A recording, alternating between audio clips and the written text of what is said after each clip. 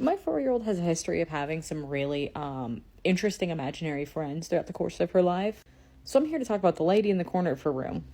So picture this being like a couple years ago, we lived in a pretty old apartment complex, like old apartment complex. My daughter was 2 years old and she was still sleeping in a crib at this time, okay? After a couple months of staying there, she started talking about the lady that was standing in the corner of her room.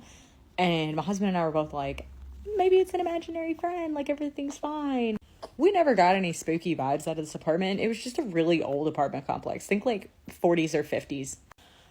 And first, we really didn't think anything of it because, kids are weird and creepy and say weird stuff all the time. But then she would start talking about how the lady in the corner of her room would pick her up out of her crib and rock her and then put her back in the crib, which is something that we didn't have to do because she was a really good sleeper. And then she started talking about how the lady in the corner of her room would talk and sing to her.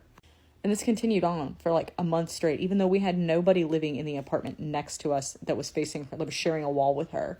And incidentally, when somebody did move next door to the wall that was sharing with her, she never brought up that she would talk or sing again. We asked her to describe the lady, and she never would. We moved, and she never brought up this lady again. However, when we moved into our next house, she would talk about the little boy that was in the tree and the old man that was trying to lure her into the back of our backyard. And if you want to hear about those, let me know because it's been a really fun saga dealing with my creepy 4-year-old.